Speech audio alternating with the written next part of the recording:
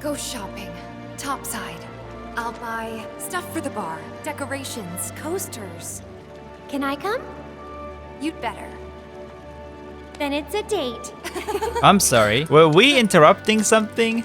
Shh. It's just that I think there shouldn't be any more waifu wars in this game. Yeah, Cloud shouldn't have to pick between Tifa and Aerith. Because look, the ladies, they are such good friends. And they go out shopping together. Oh, and look, they bought so many things. It's a bit heavy, but don't worry. Cloud the Pack Chocobo doesn't mind carrying it all.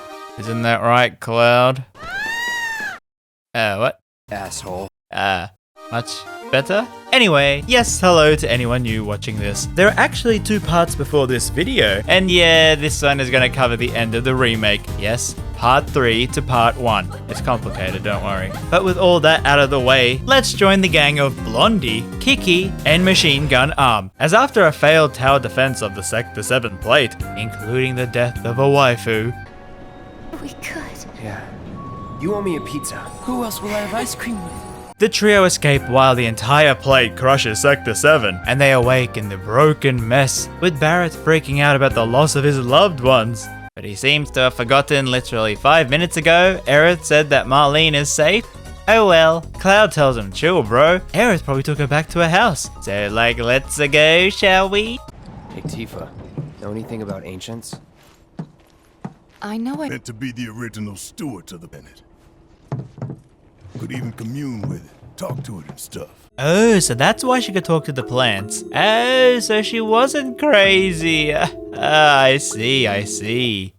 Now, in the last part, we kinda didn't have much of Ghost Sephiroth and the headaches, but here he is once more. Aha, Cloud, I hope you remember. Our reunion is soon. Oh, I can't wait to hear all the gossip. Also, I have the blood of an ancient and I own the planet. Ooh, don't stare blankly for too long, or Tifa might think you're crazy. Ooh. The trio then head through the walled city onto Sector 5.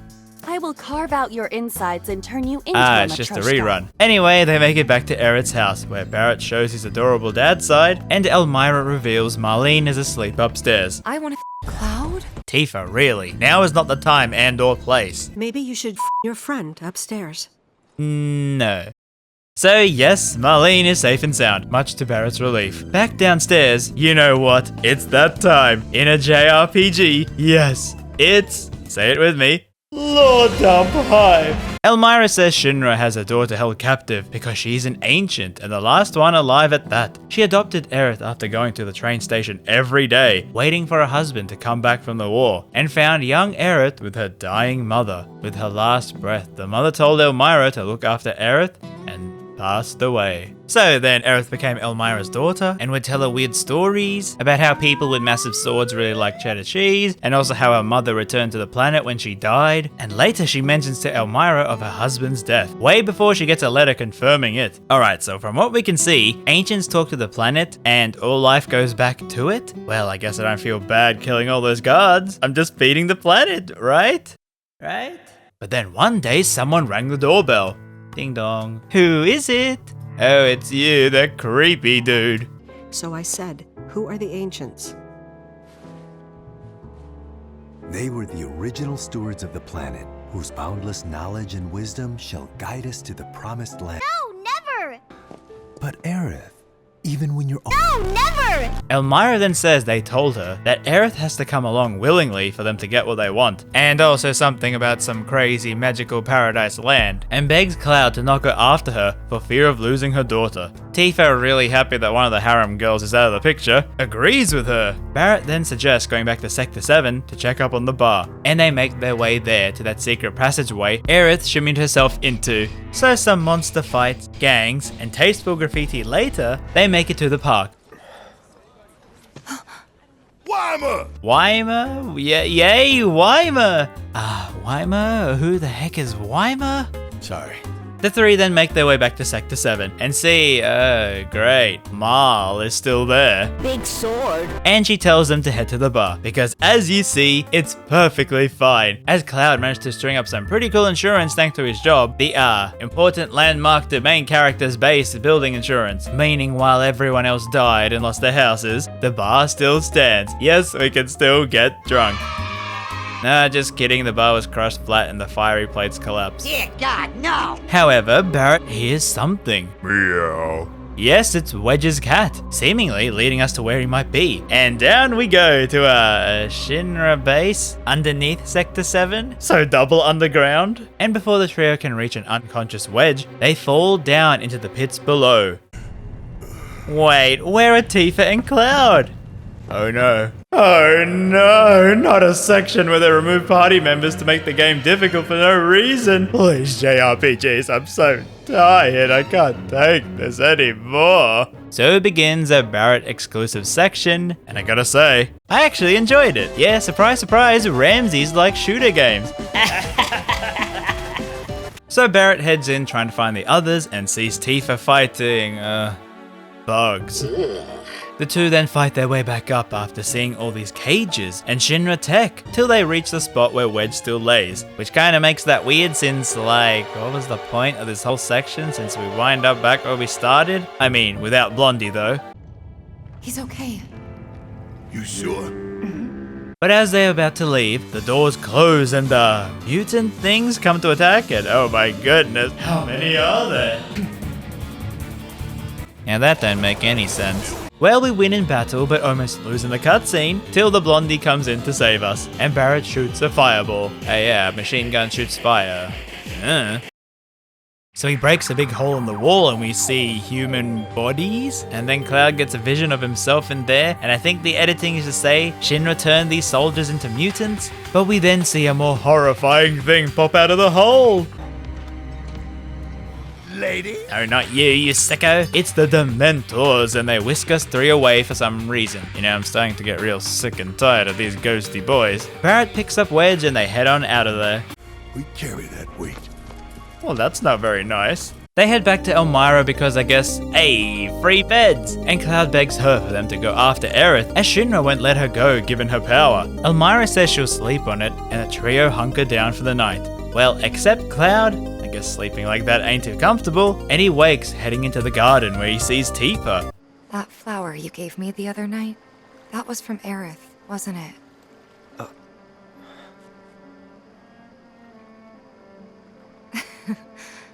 I knew there was something weird going on. Tifa then bursts into tears, crying about the bar or something. I don't know how alcoholics think, but here I must mention what I teased earlier. Yes, in a secret scene, who you picked in this moment actually changes the cutscene here. So if I didn't die there, I would have had a scene with Aerith where she somehow talks to Cloud. I know, Tifa, it's so sad I might start crying.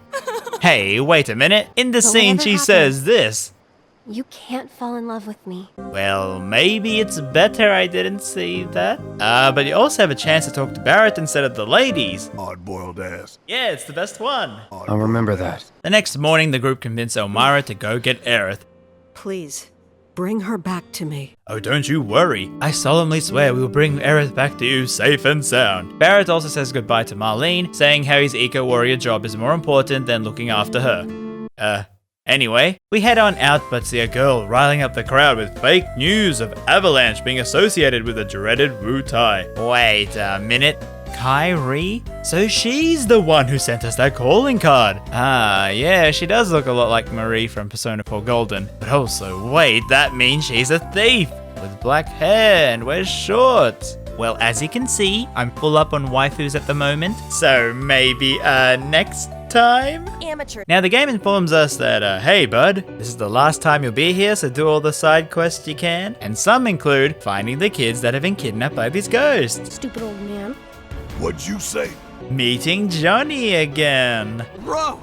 Tifa! What'd you say? Bro! And having to help Kyrie with her thieving problem. I'm not stupid. You're joking. Hold it.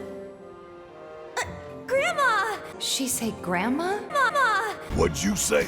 We even have the same eyes. But this is also where we finally get the Chocobos. Yes, in my limited knowledge of Final Fantasy, I know two constants, Kupo and Chocobos. And here they act as fast travel points. So you find them for a quest and you can fast travel to that place. And also fast travel means it's as fast as your system loads. Yay! Maybe at some point we get to ride them in full HD. But for now we do the quests, which involve some in the walled city. Like having Tifa actually show us how she got them cheese graters. Bruh. Some dancing. Wow. And more Johnny. Oh god, I don't want that trophy. We also learn from Madam M that Don Horneo's lackeys are looking for Barrett, as Beardy placed a bounty on his head, and they were spotted at Sector 5. So before they might hurt our home group, we head there to confront the baddies. Ha! Y'all are in for a world of hurt now. Oh no, he's so strong. Anyway, we win and scare him off. You'll answer to my boot. Yes, sir!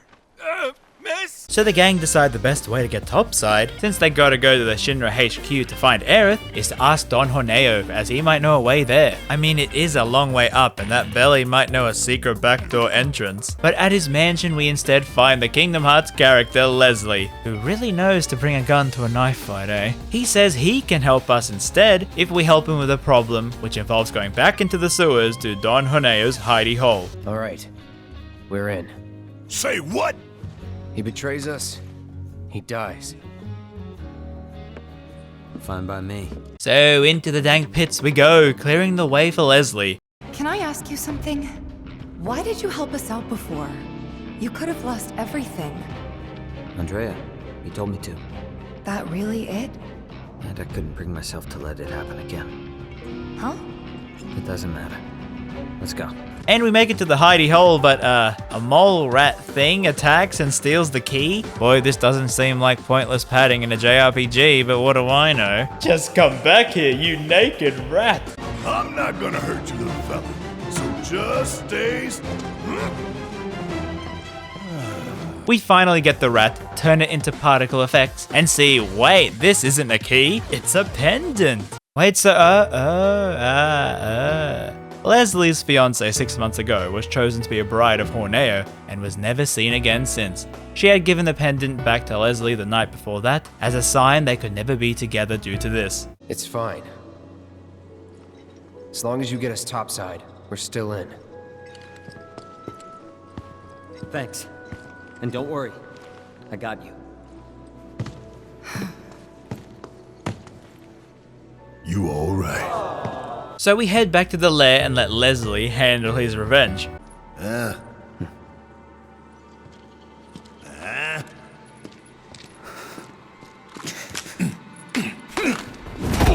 Horneo then, as the comical villain, comically tells us some info. How Shinra are mad we evacuated the sector, since they wanted it to be a big crazy tragedy. And also they are going to abandon Midgar, yes the entire city, and move their base closer to that crazy unknown paradise place. But before he kills Leslie, we jump in. Horneo then goes, "Oh, look behind you, there's a crazy monster." Oh, you don't expect me to fall for that.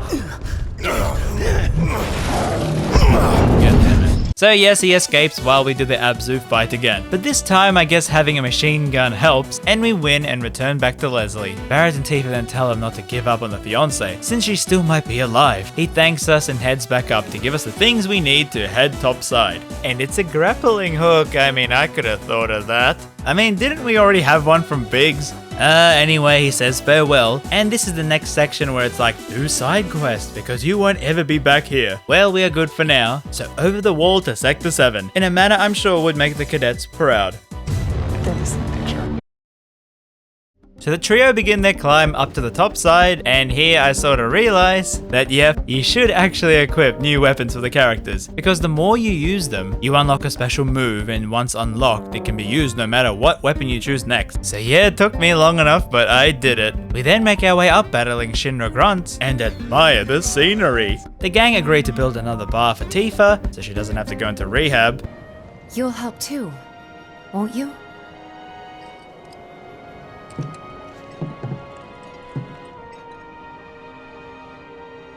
For a price. He said the thing, Cloud-led comedy. He's finally making friends. I feel like such a proud mother right now. Oh, you're such a good boy, such a good... But am I? But to cut the happy moment short, a Shinra helicopter thing tries to attack us with non-stop bullets and heavenly laser beams.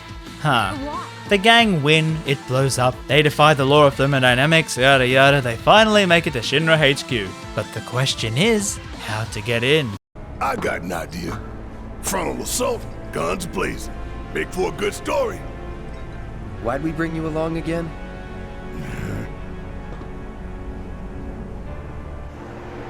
Rear entrance. The gang bust through the rear entrance and find an empty lobby, where Cloud says that Aerith is most likely held on the higher floors, where the research labs are, but to get up there we need a keycard, and it's trapped inside the receptionist's desk. Well, Tifa suggests to use her cheese graters to get up and over. You two can sit back and watch. Tifa! Oh shit! Tifa! Shake it off. It takes quite a while, like a really long time. But yes, we get the keycard, and now we have the option of either taking the elevator up or the stairs. Well, personally, I think it would be noisy taking the elevator, so let's go the quiet route. Yes, up 59 flights of stairs. Yes, we had to run all the way up. We're a lot less likely to get caught this way. But a lot more likely to die of boredom. We're gonna be exhausted by the time we finally get to the top. As long as you pace yourself, you'll be fine. Maybe we should take a quick break. Come on, Barrett. You can stop if you want. Can even say it's for me. Just say you can't hack it. I'll hack you, jackass! Ugh, that's enough from both of you. Stupid arguments aren't gonna get us there faster. But Tifa, I wasn't... Not now. Save it for the top. I'll keep an eye on Barrett. Thanks for the assist. Whatever. You really are doing better. We gotta keep moving. To keep moving. Woo. I got... Woo. Hard to argue with that. Let's go. But tell me, are these stairs ever gonna end? I don't know. Ask the stairs. I don't think the stairs are talking. Well, duh. I mean, duh. I was joking. That's enough from both of you. Another day, another struggle. Climbing stairs, so much trouble. Oh, finally. Okay, so wait, hey, oh no. We can't continue. I left my lucky cheddar cheese clock down below. You want to go down all those stairs you just climbed?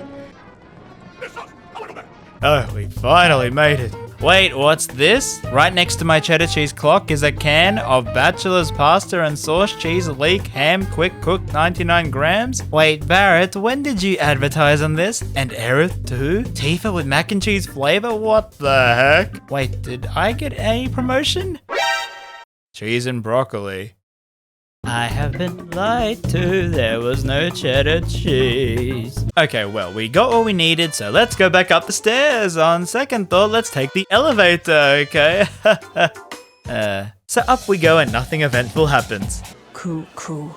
It then cuts to Scarlet, watching some experimental materia going horribly wrong. And I think it's because she's trying to synthesize man-made materia, but that's not the biggest takeaway from this scene. I mean, what the heck? Also, to backtrack, at a point we see another bearded guy at Shinra called Reeve, and he's like the one not bad guy working there. Yeah, shocking, I know, I thought all the bearded men were baddies, as it's his job for city planning. And he gets really annoyed at how Shinra keep collapsing their plates, killing people. But while he badmouths the company, we see that he's being watched by another old man. I'm starting to see a theme here. So it seems like on these floors with the past we have, the gang gets forced into a guided history of Shinra kind of thing, like we are tourists. But you know what that actually means? Yes, Lord Dumb Hype. Welcome to the Shinra building, our humble home. Oh, hell no! Here in the Memorial Museum, you can learn all about our president, as well as... Yeah, shut up! So we see the big players of Shinra, the head prez who really likes gold, Palmer, that dude at the Honeybee Inn, he's in charge of the space research, Hojo is the crazy mad scientist, Reeve, like I mentioned, is a city planner. Unfortunately though, we don't get any more info on Scarlet or Old Beardy, they're enough to some propaganda video. A body has been discovered! We see a model of the city and learn the usual, like how Shinra uses the 8 reactors around the pizza to harvest the Mako from Earth to make the fuel and electricity. The interesting thing to note is that Barrett says he once used to believe in all this, with some hint to his machine gun arm. I mean, I don't think he was doing it as a fashion statement. The gang then gets some virtual reality with some hyper-realistic Square Enix cutscenes. You know the drill. Shrink the screen. The guide then details the history of the world. In the beginning, nothing really happened. But then there was a planet where a group of people lived called the Ancients, who could use the Mako to their advantage, and that's how the materia was made, which makes sense that Scarlet was trying to make her own synthesized ones. They also spoke of their promised land that would have limitless Mako, but alas, just like the dinosaurs, a meteorite 2,000 years ago wiped them out. But Shinra is like, don't worry, they all might be at that promised land before they died, so trust us, okay? We're doing all this crazy testing in secret to one day live there, okay? Trust us. But then the image glitches out and we see the hooded dudes with the numbers and a meteorite crashing into the planet, while Cloud sees Sephiroth kill Tifa and Barrett before a cool pose you know is going to be in a lot of YouTube thumbnails. Then it cuts to Palmer oat-facing about butter. So yeah, guess he ain't a vision now. Ought to come with a warning. That ain't for kids. Well, I guess that means Tifa and Barrett saw the meteor, but I don't know if that means they saw Crazy Boy, which is probably for the best. The gang then head on out, where they are blocked by an eerily realistic man who tells us that the mayor of Midgar wants to meet us. I mean, sure, why not? Trust the creepy old man. And he takes us there to the Mayor Domino, who seems to be in this library. The mayor is waiting. The mayor is waiting. The mayor is waiting. Alright, dude, I'll see him. Yeesh. And yep, it's that other creepy old man from before. But he ain't that creepy, apart from spying on us. No, he's actually Avalanche's man inside Shinra, who's been covering our tracks of loudly breaking into the place. Yeah, it was odd how no one raised an alarm, so we ask him for a way into Professor Hojo's lab, because that's probably where Aerith is. You look for a fellow Avalanche collaborator.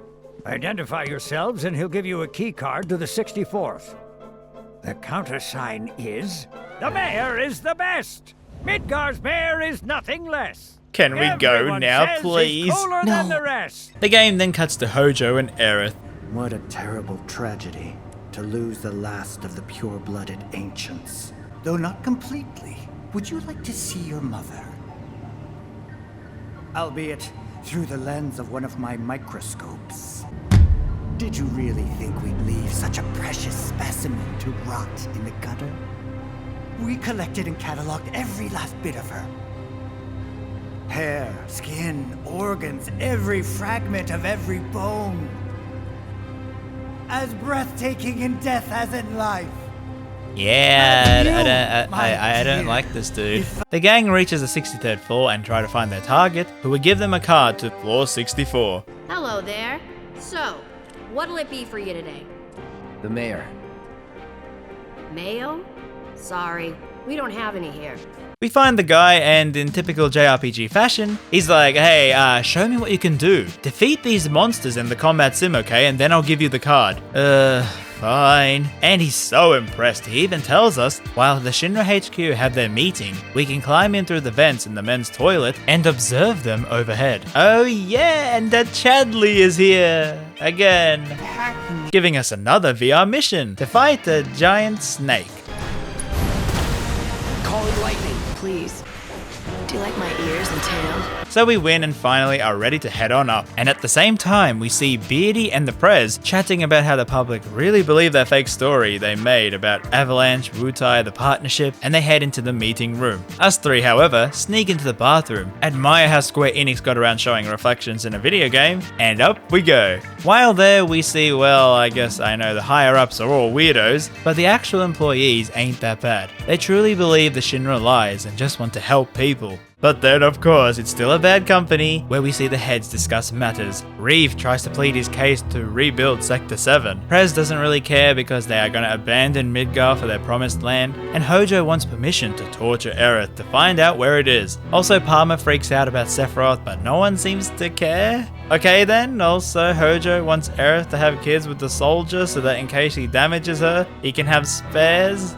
Well then the gang know who the crazy Hojo is now and follow him, trapping the man in his lab, making him take us to Aerith. However, him being the crazy scientist, flees while summoning creatures such as H0512-OPT-C, also Cthulhu. Yeah, me thinks Shinra ain't testing how to cure diseases in this lab. Now then, I quickly want to mention something. I did equip the snake summon onto Barrett here, but for whatever reason, I could never get it to work. Was it just me? Anyone else have this issue? It was kind of annoying that I never got to see how it looked in combat. Anyway, we catch up to the old Joho where he is keeping Aerith.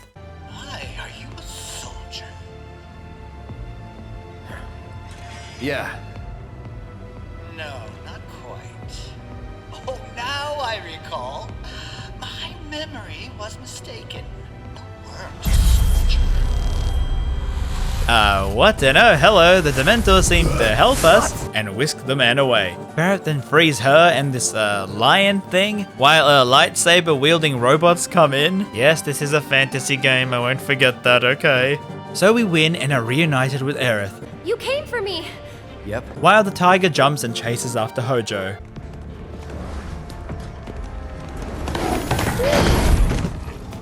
Aerith then uses her Mother Earth powers and calms the kitty down.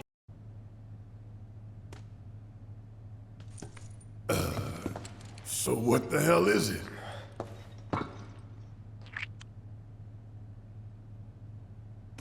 A fascinating question. Did it just talk? You asked what it is. I am that which you see before you. Nothing more. Red 13. The designation given to me by Hojo. Not gonna lie, I love his design. The fire tail is just so cool to me, okay? Also, I love how different his voice sounds, even though he is voiced by someone I know from another series. Triggered. Anywho, Cloud forgets how to walk, reaches the elevator and sees a woman before he mutters. Then collapses. Well, I'm going to guess it ain't good what happened to Claudia. I mean Claudia. Cloud awakes in Aerith's room she stayed as a kid where she was held captive here. Yeah, those are some really strong permanent markers, eh? She then gives us more info how the ancients are technically called Cetra and says how in her current state she couldn't find that promised land no matter how hard she tried. But before any more lore dumps. Oh, great. These assholes again. Perhaps best described as arbiters of fate. They are drawn to those who attempt to alter destiny's course. Gee, Red Knee had some lore dump in you. So yes, apparently these are called whispers. And anytime you're about to change fate from the path, they come to stop you. Apparently. And just like that, the whispers leave and the monitors suddenly show us something horrifying. Then the channel changes and shows us Domino with a wedge. I can guarantee he didn't climb those stairs to get here. He says while the place shakes like an earthquake, that the Avalanche higher-ups are attacking the building to flush the Prez out. But also thanks to Wedge asking really nicely, they will send a helicopter to the roof to pick us up. So begins the long, and I mean long journey trying to get out of Hojo's lab. But during all this we have some nice bonding with Red. Nice job. What? Shit! What the hell, Red? Ooh, someone's a cranky kitty. They take the Hojo elevator which places them lower in his experimental testing grounds and see something in the center. Is that Mother? What is that? Genova.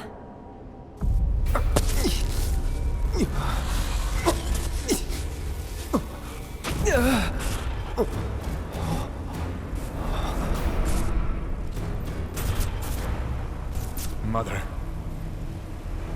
together we will reclaim our world. I'm sick of this. So I guess Sephiroth is our brother? Or he just doesn't like calling her Claudia? But somehow the gang suddenly all see Sephiroth, so I guess he isn't Visions no more. Aha, Cloud, you see, just for the reunion I managed to unturn myself from a ghost. Yet I still talk like this. But now everyone can see me. Also, this form craves cheddar cheese. It's a weird side effect. Now come on, Cloud, give your big brother a hug. Ooh. But his form of hugs involves sending Cloud down below. For more, you guessed it, wandering around alone without teammates. Don't worry, Red is here to help. Although we can't control him. Oh god, how is he defying physics? Oh, what's that? Oh, I missed the fine print. Okay, carrying on. The two make their way, finding Barrett along the way, and see the girls getting cozy on a higher level. Yeah, keep it up, y'all. So yeah, the game will constantly flip controls between the groups to these old-fangled telephones, opening up bits for the other to move forward and so on, and Hojo is watching all this, sending his creations to fight us.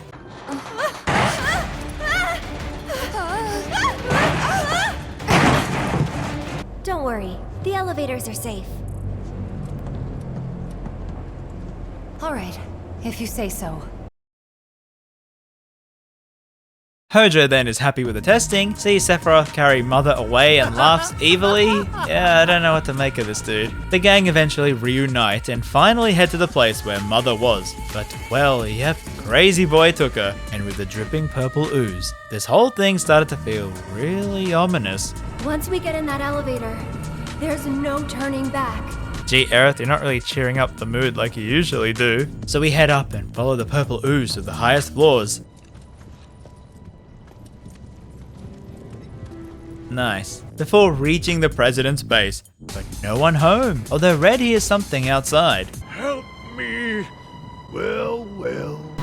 Don't worry, Barrett saves him but makes him tell people on TV that Shinra killed Sector 7 and framed Avalanche wrongly. However, Barrett, he don't have many smarts, and Prez grabs his golden retriever. And Prez grabs his golden revolver, which he obtained by getting all the camos in Call of Duty. But before Barrett can meet his end, someone stabs old Prezi.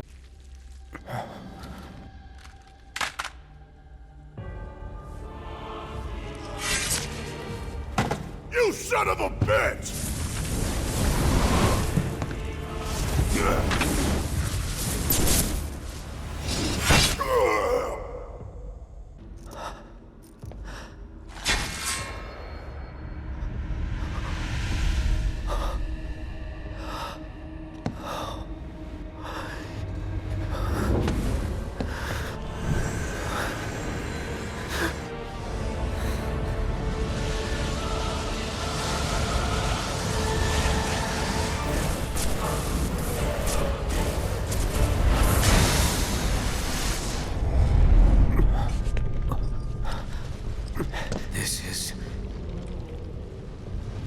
The source of everything.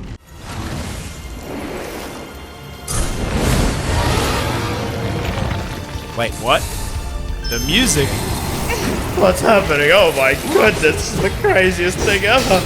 So, in the coolest arena we ever fight in, this octopus thing called the Genova Dreamweaver, apparently it's an illusion, but I don't care. This scene from the purple ooze to this point was easily my favorite moment in the entire game. I had no idea what was going on, but that music, oh man. So yeah, it's up there with my favorite track from this game, including one more you will hear later. Well, we defeat it, and number 49 disappears, okay, with Mother lying there. However, Sephiroth then picks her up, King Crimson's his way out, and what the heck is happening?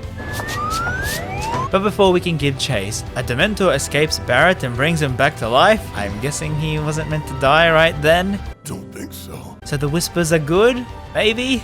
Well, we can head out, where all these whispers are flying about, and Cloud finds Sephiroth up high, but he turns into number 2, then jumps off with Mother? Just keep going, I'm sure it'll make sense later. But our escape heli gets shot down by a Shinra 1, where we meet the Prez's son, now leader of Shinra.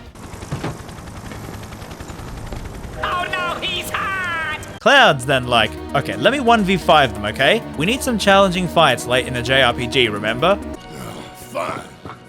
Have it your way then. And oh boy, what a fight. Thankfully, if you know how to counter well, it's alright. And this was the fight that showed me how cool it is, having cutscenes with the UI. Square, thank you for working out how to use the Unreal Engine. And you know the drill, winning the battle, losing the cutscene, with a heli shooting us off the building. But Tifa, from out of nowhere, no, seriously, I mean from out of nowhere, how did she do this? Comes in with the save, which means Barrett, Aerith, and Red are together, and have to fight some Shinra mechs while they escape. Because I guess we have haven't seen any Aerith and Barrett banter, But before any of that, Wedge, I guess, dies again. I don't even care anymore. So the three make their way to the front door, but are stopped by a gloating bearded man. What is this ragtag group of misfits I see before me? Avalanche! Local florist. Lab rat dog. And where are the rest of you? Up your ass! Cloud then appears in the nick of time on a motorbike, somehow, and attacks the guards, causing them permanent internal bleeding, meaning they'll now have to live the rest of their life on benefits and never be able to walk again. Everyone, get in! Well, not the flashiest getaway vehicle, I guess. They then head up, bust on out, and escape onto the motorway. I wouldn't celebrate just yet. Man, you need to lighten up. Hell, you might even try smiling. On second thought, maybe frowning suits you better. Hey, don't pout. But then, as the title card appears with a new chapter, we see whispers engulfing the building as Shinra sends men after us, which means, yay, more motorbike segments. These are so fun. They finally escape and make it to the far end of Midgar, but oh. It's raining again. Yes, raining feathers as the crazy boy appears. Everything about you is wrong. The whispers then cover the heroes as we cut to a man looking at the engulfed Midgar. Hi. Let's see, Zack, is it? What a very inspired name. I guess he's a soldier? So, he fights Shinra grunts while it cuts back to the group as Sephi opens a portal with his sword, beckoning Cloud to join him. Aerith gives a speech about Sephi being crazy or something, then he wants to save the planet but instead is the biggest threat to it. So the gang will agree to stop him and head in towards the particle physics simulation. And on the other side we see a vast and wonderful, it's the same highway. Okay, what was meant to happen? Oh, a purple cloud of whispers. Ain't that nice? Well, they decide to rip apart the entire place, lifting us all up. And as we float, they combine into that thing from Kingdom Hearts 1, and it summons 3 generals, and every round we win, part of the giant boy breaks off, giving us these weird memories, like some kitties in the desert, a meteor heading towards the planet, and a swimming pool, before the final vision when we win, turning us hyper-realistic once more, and a cool animation revealing Sephiroth. And as the song plays... Yes, it's a battle with a crazy man. And oh my goodness, the song was intense. I mean, even as a Final Fantasy noob, I have heard the original song, and I mean, just look at how long the song goes. The lyrics, they went absolutely nuts with this song. It's just utter madness. Squire, why did you go this hard? And we defeat old Sephi, but he somehow transports Cloud into this place. Aha, Cloud, wasn't that reunion fun? I can't believe Debbie married that dude. Anyway, why don't you join me? This body craves cheddar cheese, and I know you want some too. So together we can rule the cheddar cheese market. But Cloud is like, no you, it's all mine, and fights the man in space. None of you okay till the end.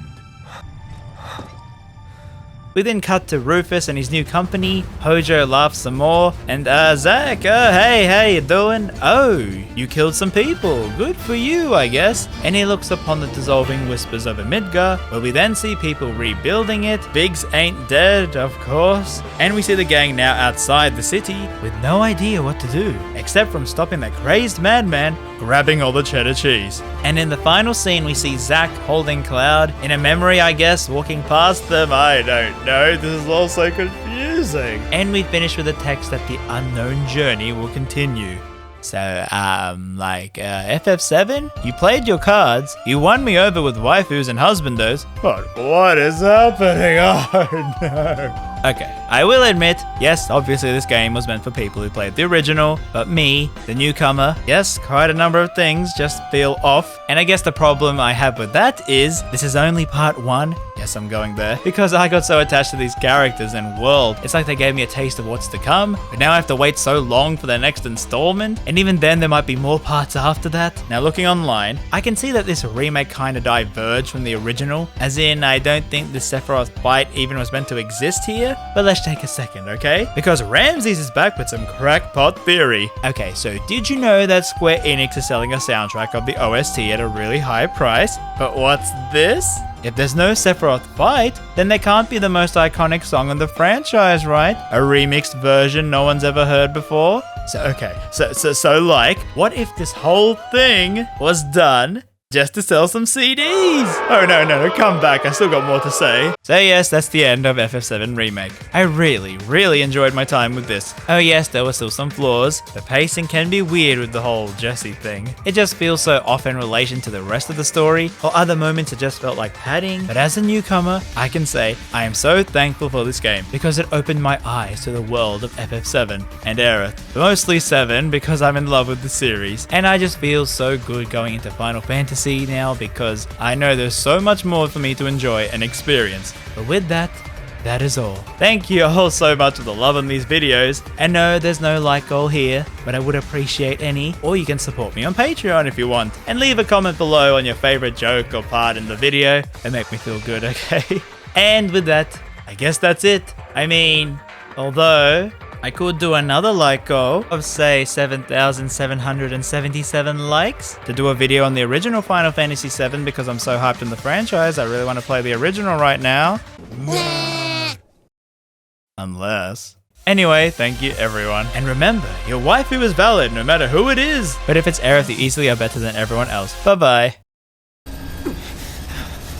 Embrace me. Trojan, Ramses, Magnum, Sheik!